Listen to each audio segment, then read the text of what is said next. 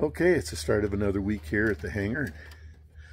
Got Doug here. He has been just finessing these cowl flaps, and they're looking great. Let me turn this around. So it's pretty. Both the cowl flaps on both engines, they appear to, by the books, appear to be being closed to the right dimension and opening to the right direction. They're very smooth, and he's just making some minor adjustments. So up in there, he's pulling the bolt that holds the rod end connector, and he's going to adjust that. You bringing it in or you bringing it out, Doug? This one's going to come in just a little bit. Okay, and I guess this one as well? Or have you already done that? That one's already done. As soon as I do this one, we'll close them and see if they're where they should be. And if they're not, we'll mark them and adjust them a little bit more. Okay. But they look really fantastic in operation. I'll take a video here and we'll go from there. Thanks, Doug. And other things going on. You notice there's a forklift sitting here. Well, last week there were two crates.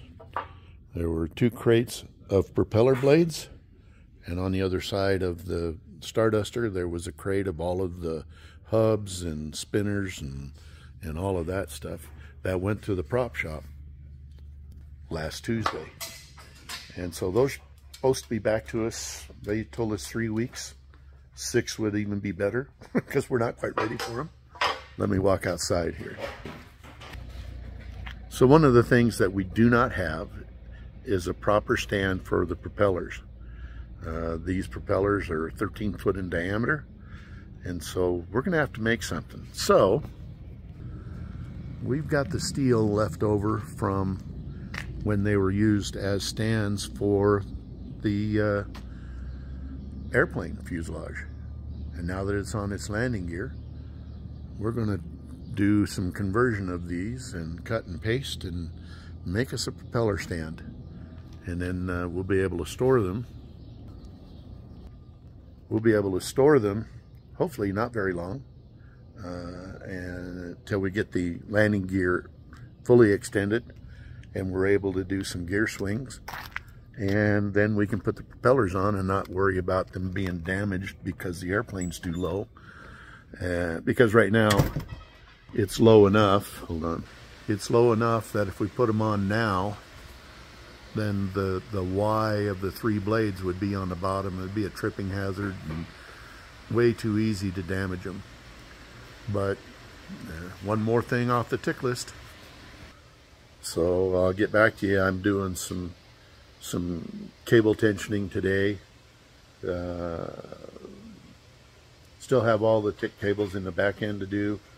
I found that our supercharger cables don't drop into the gates. It'll drop into the low pressure gate, but it won't drop into the high pressure gate. So I've got to adjust the cables and then retension those and then safety them. So that's what I'm doing today. And I'll come back after a bit. So before I could adjust the cable length, I had to remove the safety wires that I had put on last time, then adjust the cable length. And as soon as I got the cable length adjusted, I retensioned them, and you'll see in a second where Dave signed off on them.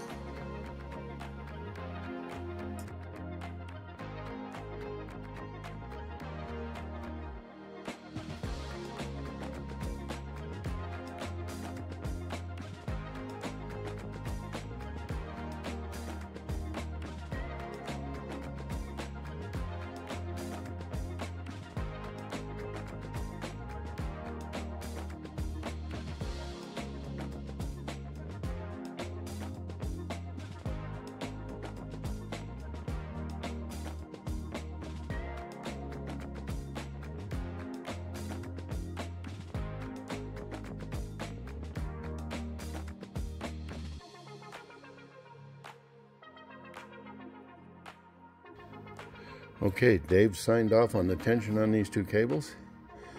So now all I have to do is re-safety them.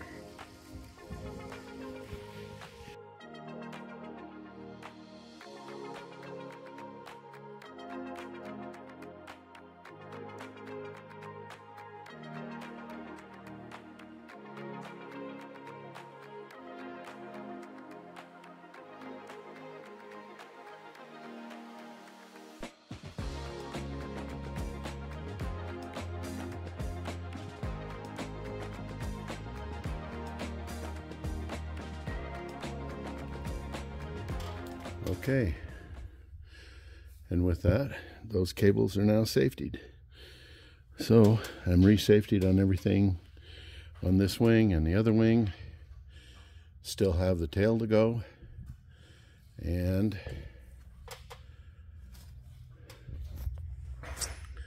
I need to check to make sure everything's safetied in the wheel well and in the nose through the center console. So, job done. Okay, so I've got the cable adjusted on the outside and on both of these, and now it's hard to pull them out of the gate on the low side with one hand. So, but now they just come back and they drop into the high blower gate for operational use.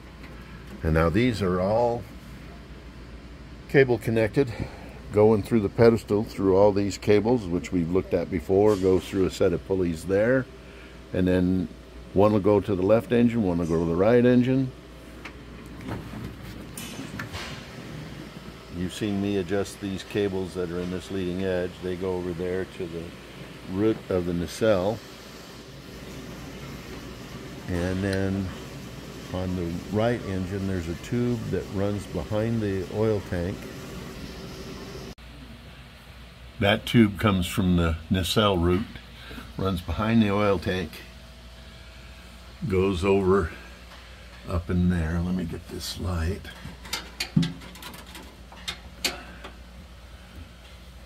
Up over there, and then the Simmons cable comes off of it in front of the firewall, runs across the top and ties into the blower control right there. The only thing I need to do now is insert the cogs that operate the actual valve, and then that job will be done. So I'm up here on the roof of the bomber, getting ready to tighten down the last screw on this ADF loop. Jan's inside doing the nuts, and then all that'll be left is mixing up some PRC or Pro Seal, whichever one you want to call it, and seal this all down. Okay, with the exception of Pro Sealing, the ADF loop is permanently installed on the airframe. Looks great. Okay.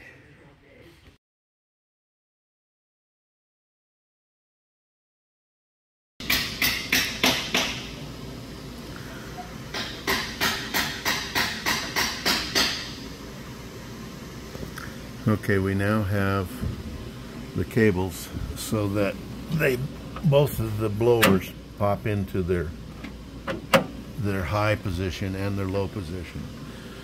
So these levers, let me back this up. These levers have cables that run through here, and we've talked about that before.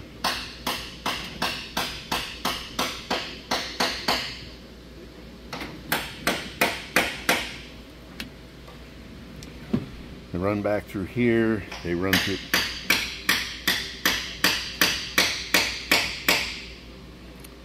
through a series of pulleys until they turn in